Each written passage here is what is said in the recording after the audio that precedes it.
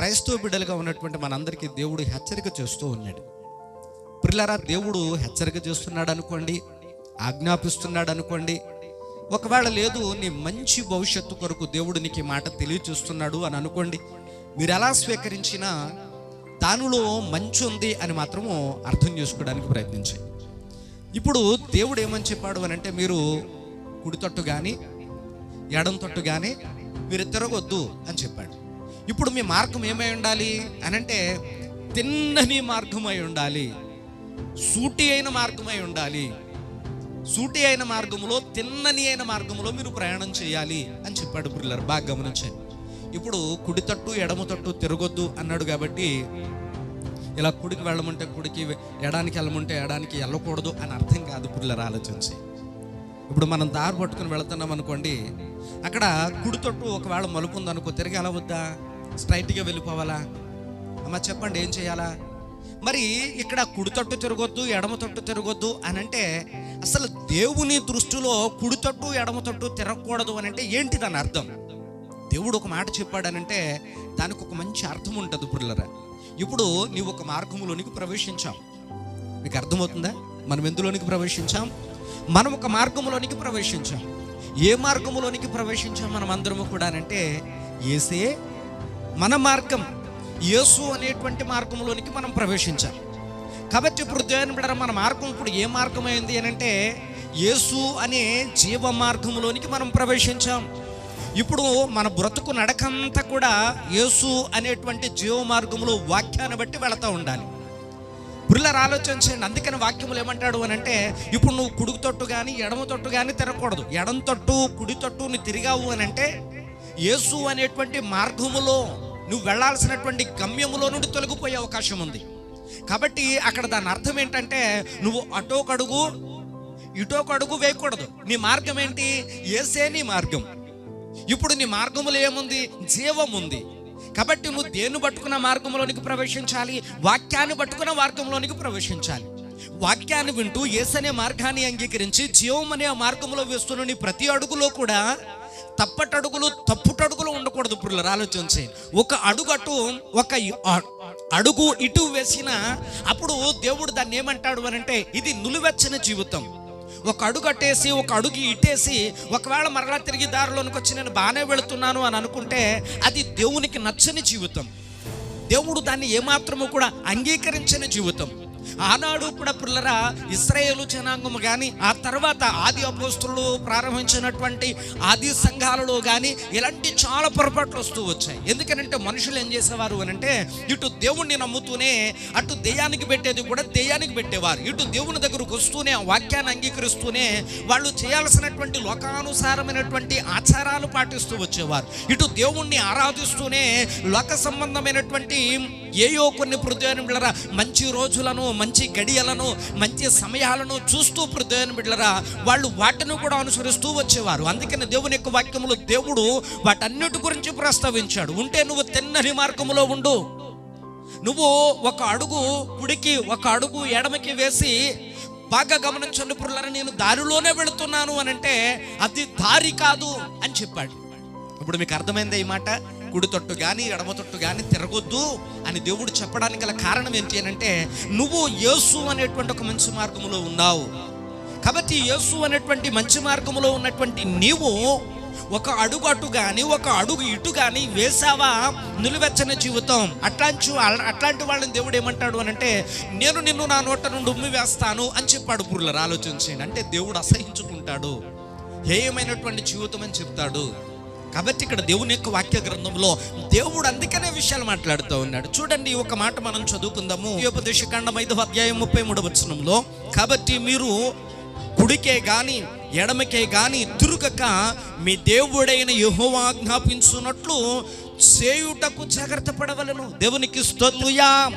చూడండి, ఇక్కడ వాక్యములు ఏమని వ్రాయబడింది అనంటే, కాబట్టి మీరు కుడికే గాని ఎడమకే గాని తిరగక మీ దేవుడైన యెహోవా ఆజ్ఞను ఆజ్ఞాపించున్నట్లు ఆయన ఆజ్ఞలను అనుసరించి నడుచుకొనుటకు మనకి జాగ్రత్త కావాలి. హల్లెలూయా. చాలా మంది ఇక్కడ ఇశ్రాయేలు ప్రజలు కానీ ఆది అపోస్తులు స్థాపించినటువంటి ప్రారంభ సంఘాలు కానీ అప్పట్లో ఎట్లా ఉన్నాయి వాళ్ళు కూడా అని అంటే అనేకమైనటువంటి విధాలుగా తప్పుడడుగులు వేస్తూ వచ్చారు. ఆజ్ఞలను మీరిపోతూ వచ్చారు, ఆజ్ఞలను పక్కన పెడుతూ వచ్చారు, వారు దేవుణ్ణి విసర్జిస్తూ వచ్చారు. వాళ్ళు అవసరం వచ్చినప్పుడు దేవుని దగ్గరకు వచ్చి, వాళ్ళ ఆపదల్లో దేవుని దగ్గరకు వచ్చి వాళ్ళు అనేక విధాలుగా ప్రత్యేక బిడ్డలరా లోకాన్ని అనుసరిస్తూ వెళ్ళిపోయారు. అందుకనే వాళ్ళు ఏమయ్యారో తెలుసండి, చేరాల్సిన గమ్యస్థానానికి చేరుకోకుండా మధ్యలోనే వాళ్ళు ఆగిపోయారు. పుల్లరా గమనించండి, నీ ముందు దేవుడు ఒక అద్భుతమైనటువంటి గమ్యస్థానాన్ని పెట్టాడు. భక్తుడైనటువంటి పౌలు అంటాడు, నేను గురి దగ్గరికి పరిగెడతాను, నాకు ఒక గురి ఉంది. చెప్పండి ఏముంది? ఎవరికి? మరి నీకు ఒక గురి ఉండాలిగా. అమ్మ చెప్పండి, నీకు కూడా గురి ఉండాలి వద్దా? గురి ఉండాలి. మన బ్రతుకుకు ఒక గురి ఉండాలి. మనం ఎందుకు బ్రతుకుతున్నామో దానికి అర్థం ఉండాలి. పుర్లారా ఆలోచించండి. చాలా మంది లోకంలో తిడతా ఉంటారు చాలా మందిని, ఎరా ఎందుకు బతుకుతున్నావు? రోడ్డు మీద కుక్క బతుకుతా ఉంది, నువ్వు బతుకుతున్నావు. బురదలో పంది బతుకుతా ఉంది, నువ్వు బతుకుతున్నావు అని చాలా మందిని తిట్టే ఆ పరిస్థితులు కానీ ఆ పద్ధతులు కానీ లేదా అలాంటి విషయాలు కానీ మనం చూస్తూ ఉంటాం. చాలా సందర్భాల్లో అలాంటివి మనకు ఎదురవుతూ ఉంటాయి. ఎందుకట్లాగా అనంటే బ్రతుక్కి అర్థము లేకోకుండా మనం జీవించకూడదు. పుర్లరా మన బ్రతుకు ఒక అర్థం ఉంది. భక్తుడైనటువంటి పౌలు చెప్తున్నాడు, ఆయన దేవుడు మనల్ని విలువ పెట్టుకున్నాడు కనుక మన బ్రతుకులు విలువలేనివి కావు. మన బ్రతుకులు విలువలేనివి కావు, మన బ్రతుకులు చాలా విలువైనవి. వాక్యములైనంటాడు పుర్లరా, లోకంలో ఎవరికి లేనటువంటి ధన్యత, ఎవరికి ఇవ్వని భాగ్యము ఎవరితోనూ అనని మాట ప్రభు మనతో అన్నాడు. ఏమనో తెలుసా?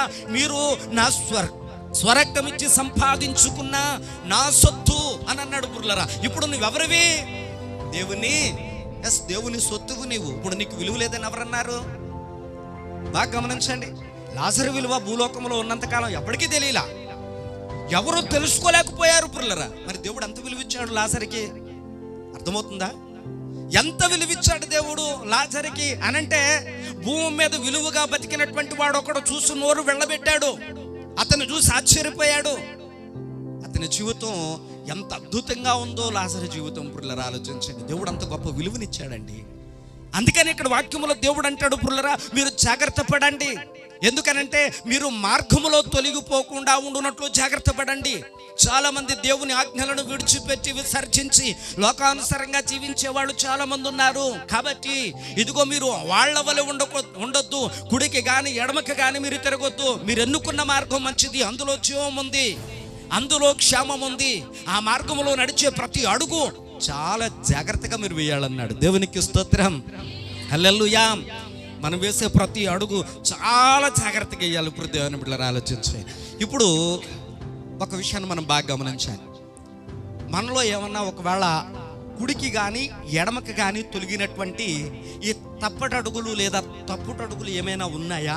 ఇప్పుడు మనం ఒకసారి పరిశీలన చేసుకోవాలి. ఏమన్నా ఉన్నాయంటారా అమ్మా? ఏమన్నా ఉన్నాయా? అసలు మనం అనుకుండేటువంటి కుడి ఎడమల మార్గం ఏంటి? దేవుడు అనుకుండేటువంటి కుడి ఎడమల మార్గం ఏంటి? అసలు మనమేమనుకున్నాం? కుడి తట్టు తిరగొద్దు, ఎడమ తట్టు తిరగొద్దు అని అంటే మనమేమనుకున్నాం? ప్రతిని బిడ్డలరా అంటే ఈ రోజున దేవుని మందిరాన్ని మానేశాను కాబట్టి నేను ఈవేళ దేవుని మందిరానికి మానేశాను కనుక వెళ్ళలేదు కనుక ఒకవేళ నేను ఈవేళ ఎడం తట్టుకో కుడి తట్టుకో తిరిగిపోయాను, అది కూడా ఒక కారణమే. కానీ అంతకంటే ప్రాముఖ్యమైనటువంటి కొన్ని కారణాలు దేవుడు చెప్తున్నాడు. పుర్లరా అందరిలోనూ ఉండేటువంటి అనేకమైన లోపాల్లో కొన్ని లోపాలు దేవుడు చెప్తున్నాడు. నువ్వు కుడి తొట్టు తిరగడం ఏంటో, ఎడం తొట్టు తిరగడం ఏంటో, నువ్వు వేసేటువంటి ఆ ఎడమ తొట్టు తప్పుడు అడుగేంటో, కుడి తొట్టు తప్పుడు అడుగేంటో వాక్యంలో దేవుడు మాట్లాడుతున్నాడు. జాగ్రత్త పడమని వాక్యంలో ప్రభు చెప్తున్నాడు. చూడండి, ఆ మాటను ఒక్కసారి మనం చదువుకుందాం. బైబిల్ గ్రంథంలో పుర్లరా వాక్యములో కీర్తన గ్రంథంలోనికి మనం వచ్చినప్పుడు 40వ కీర్తన 4వ వచనాన్ని ఒక్కసారి మనం చదువుకుందామా? ఇష్టులైనను త్రోవ విడిచి అబద్ధముల తట్టు, చూడండి పుర్లరా, అబద్ధముల తట్టు తిరుగువారునైనను. చూడ ఇక్కడ వాక్యములు ఏమంటాడు అని అంటే, దేవుడు చెప్తూ ఉన్నాడు కుడి తట్టు తిరగడము, ఎడమ తట్టు తిరగడము ఏంటి తప్పుడడుగులు అని అంటే అబద్ధముల తట్టు తిరగడం. మనం అనుకుంటా ఉంటాం పుర్లరా, అందరూ వేసే అడిగేది కదండి, అందరూ వేసే అడిగే. ఎక్కడో చోట ఏదో ఒక చిన్న అబద్ధం మన జీవితంలో ఎలాకోకుండా రోజు గడవదే. ఒక చిన్న అబద్ధమైన మాట్లాడుకోకుండా మన బ్రతుకు ముందుకు వెళ్ళట్లేదే పుర్లరా. అబద్ధాల పుట్ట. ఇందాక మల్లేశ్వర గారు చెప్పారు, ఎన్నో నెపములు పుర్లరా ఆలోచించండి. సావుకుడు మోసం చేయొచ్చు కానీ చేయగలరు కానీ దేవుడు మోసం చేయగలరా? కాబట్టి ఇక్కడ బైబిల్ గ్రంథంలో దేవుడు ఏమంటాడు అనంటే, ఎడమ తొట్టు గాని కుడి తొట్టు గాని తిరగటము అనంటే అబద్ధాల తొట్టు తిరగడం అని అన్నాడు. ఇప్పుడు మనం ఇలా తిన్నగా వెళ్ళిపోతున్నాం, మనం చిన్న అబద్ధం ఆడాం, ఇప్పుడు దారి తప్పిపోయామా దారిలోనే ఉన్నామా? బాగానే వెళ్ళిపోతున్నావు. నీ దేవుడు యేసు ప్రభువే, నీకు మందిరం ఉంది, నీ సేవకుడు ఒక సేవకుడు ఉన్నాడు, నువ్వు ఒక బైబిల్ గ్రంథాన్ని ప్రామాణిక గ్రంథంగా తీసుకుని దాన్ని ఆచరిస్తూ ఉన్నావు, చక్కగా నువ్వు భక్తి చేసుకుని వెళ్ళిపోతూ ఉన్నావు. ఈలోగా అబద్ధం ఆడాల్సిన పరిస్థితి వచ్చింది, నువ్వు అబద్ధం ఆడావు. ఇక్కడ బైబిల్ని విడిచిపెట్టలేదు, సంఘాన్ని విడిచిపెట్టలేదు, దేవుడిని విడిచిపెట్టలేదు, ఆరాధనని విడిచిపెట్టలేదు, నువ్వు ప్రార్థించడం కూడా మానలేదు, కానీ అబద్ధం ఆడావు. ఇప్పుడు దారిలో ఉన్నావా, దారి తప్పావా?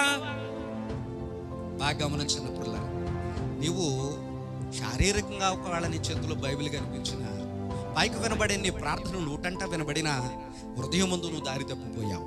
ఇప్పుడు దేవుడికి ఏం కావాలి? విరిగి నలిగిన అదే కదా కావాలి. అక్కడ తప్పిపోయాం పిల్లలు, ఆలోచించి. అందుకనే ఈ మధ్యాహ్నం వేళ వాక్యంలో దేవుడు ఏమంటాడు అని అంటే, నువ్వు కుడి తట్టు ఎడం తట్టు తిరగొద్దు అన్నాడు. అసలు ఎడం తట్టు ఏంటి, కుడి తట్టు ఏంటి అని అంటే పుల్లరా, అబద్ధాలు మాట్లాడడం. ఏమంటే నేను అబద్ధం మాట్లాడలేదు, దేవుణ్ణి నమ్ముకున్న తర్వాత, దేవుణ్ణి నమ్మాక, దేవుణ్ణి నమ్మకముందు ఒకవేళ అబద్ధం ఆడున్నానేమో, కానీ అసలు నేను దేవుణ్ణి నమ్మాక అబద్ధమే మాట్లాడలేదు అన్నవాళ్ళు ఎవరన్నా ఉంటే ఒక్కసారి మీరు చేయి చూపించండి. దారిలో ఉందాము అనుకుంటూ మనలను మనమే మోసం చేసుకుంటున్నాం పిల్లలు, ఆలోచించి. బాగా గమనించండి. బుద్ధని వెలిగిస్తే ఒక భార్య భర్తతో అబద్ధం, భర్త భార్యతో అబద్ధం, పిల్లలు తల్లిదండ్రులతో అబద్ధం, స్నేహితులు తన తోటి స్నేహితులతో అబద్ధం, ఊరిలో ఉన్నటువంటి వాళ్ళు, వీధిలో ఉన్నటువంటి వాళ్ళు, అసలు బ్రతుకు ప్రారంభించేదే అబద్ధాలతో పిల్లలు, ఆలోచించి. కాబట్టి ఇక్కడ దేవుని యొక్క వాక్యంలో దేవుడు మాట్లాడుతూ ఉన్నాడు, నువ్వు కుడి తొట్టు కానీ ఎడమ తొట్టు కానీ నువ్వు బాగానే ఉన్నావు. హృదయంలో పైకి చూడడానికి మనుషులందరూ బాగానే అనుకున్నారు నిన్ను భక్తి అని, కానీ ఆకాశంలో ఉన్నటువంటి దేవుడు ఏమనుకుంటా ఉన్నాడు అని అంటే, నీ హృదయాన్ని చూసి, ఇదిగో నీ హృదయం అందు ఏమయ్యావు అని అంటే, కుడి తట్టుకో ఎడమ తట్టుకో తొలగిపోయే ఒక అబద్ధము అనేటువంటి ఒక చిన్న లోపముతో అని అన్నాడు బైబిల్లో. కాబట్టి నువ్వు తిరిగిన ఎడల, అబద్ధముల తట్టు తిరిగిన ఎడల నువ్వు తొలగిపోయినట్టే. వాక్యములో ఇది మొట్టమొదటి మాట. చూడండి, ఇంకొక మాట మనం చదువుకుందాం. బైబిల్ గ్రంథంలో మనం చదువుకున్నట్టు పుల్లరా, కీర్తన గ్రంథంలో మనం చదువుకున్నప్పుడు, కీర్తన గ్రంథము 141వ కీర్తన 4వ చరణాన్ని ఒకసారి మనం చదువుకుందాం. నా మనస్సును దుష్కార్యమునకు తిరగనీయకము అని అన్నాడు పుల్లరా. దుష్కార్యములు చాలా ఉన్నాయి లోకంలో, ఒకటి కాదు రెండు కాదు, చాలా ఉన్నాయి పుల్లరా. అమానుషమైనటువంటి దుష్కార్యములు, రెండో కంటికి కనిపించుకోకుండా రహస్యమందు మన హృదయమందు చేస్తున్నటువంటి దుష్కార్యములు, మన హృదయమందు చేస్తూ ఉన్నటువంటి అనేకమైనటువంటి పాపములు, రహస్యమైనటువంటివి. మీకు అర్థమవుతున్నాయా లేదండి? మీరు అర్థం చేసుకుంటున్నారా? అలా కుడి తట్టు ఎడమ తట్టు అంటే ఏంటో కొన్ని మీకు అదైనా అర్థమవుతుందా? ఫస్ట్ ఏంటి, కుడి తట్టు ఎడమ తట్టు తిరగడం అంటే ఏంటండి? అబద్ధాల తట్టు తిరగడం. అందులో ఒక తప్పుటడుగు మనం వేసామని అర్థం. దుష్కార్యాలలో పాలు పొందడం. ఇక్కడ వాక్యములో దేవుడు ఏమంటాడు అని అంటే, హృదయాన్ని బిడ్డలారా, నా మనస్సు దుష్కార్యమునకు తిరగనివ్వకము అని అన్నాడు. ఇప్పుడు ఈ దుష్కార్యం ఎక్కడ ప్రారంభమైంది? మనస్సులో. అమ్మ మీకు అర్థమవుతుందా ఎక్కడ ప్రారంభమైంది?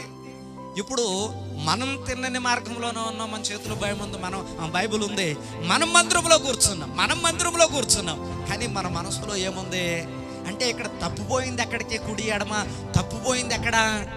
మనస్సులో పుల్లలు, ఆలోచించి. అన్నిటికీ ఇదే ప్రధానమైనటువంటి కేంద్రం అండి. దేవునికి నచ్చనివి ఎన్నో రహస్యంగా దాచిపెట్టే స్థలం అది, ఎన్నో రహస్యాల నిగూఢమైనటువంటి స్థలం అది.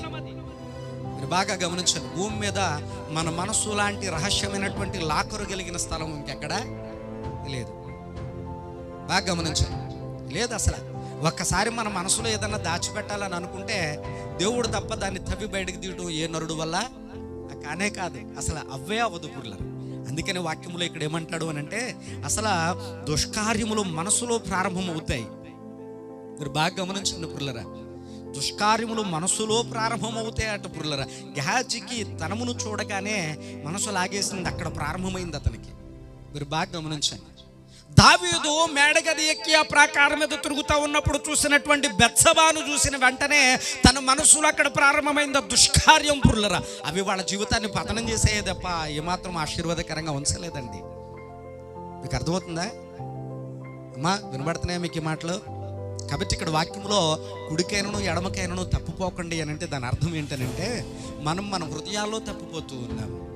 ఒకటి అబద్ధము అనేటువంటి తప్పుటడుగు కుడుకో ఎడమకో పడిపోతూ ఉన్నాం. రెండవది పుల్లర ఆయన అంటాడు మనసులో దుష్కార్యాలు. ఏంటా దుష్కార్యాలు? ఒకటి రెండు విషయాలు మనం జ్ఞాపకం చేసుకున్న. స్వార్థం, ఇది పైకి మనం కనబడనివ్వం. అసూయ, ఇది పైకి మనము చెప్పండి కనబడనివ్వం. ఇవన్నీ దుష్కార్యాలే, ఇవన్నీ దేవునికి విరోధమైనటువంటివే. కాబట్టి ఇవన్నీ కూడా మనిషిని యొక్క హృదయంలో ఉంచుకుని పైకి భక్తి చేస్తూ దేవునికి విరోధమైనటువంటి ఇవన్నీ కూడా హృదయంలో కడుగుకోకుండా తొలగించుకోకుండా మనం ఏం చేస్తూ ఉన్నాము అని అంటే యేసే నా మార్గము అని చెప్పి ఆ మార్గంలో వెళుతూ ఉన్నామని చెప్పుకొనొచ్చు మనలను మనమే మోసం చేసుకుంటూ ఉన్నామంట. అందుకని ఇక్కడ వాక్యంలో ప్రభు జాగ్రత్త పడండి, దేవుని ఆజ్ఞలు మీకు ఇచ్చాడు, జాగ్రత్త పడండి. కుడికి కానీ ఎడమకి కానీ మీరు తిరగొద్దు, కుడికి ఎడమకి తిరగొద్దు. మీ మనసును నిదానం చేసుకోండి, నిదానమే ప్రధానం కనుక నిదానం చేసుకోండి. మీరు తిన్నగా ఉండడానికి ప్రయత్నం చేయండి. ఒక్కసారి మీ చూపు అలా తిరిగిందా సాతానుడు కోలుకోలేనటువంటి పరిస్థితుల్లోనికి మిమ్మల్ని తీసుకుని వెళ్ళిపోతాడు.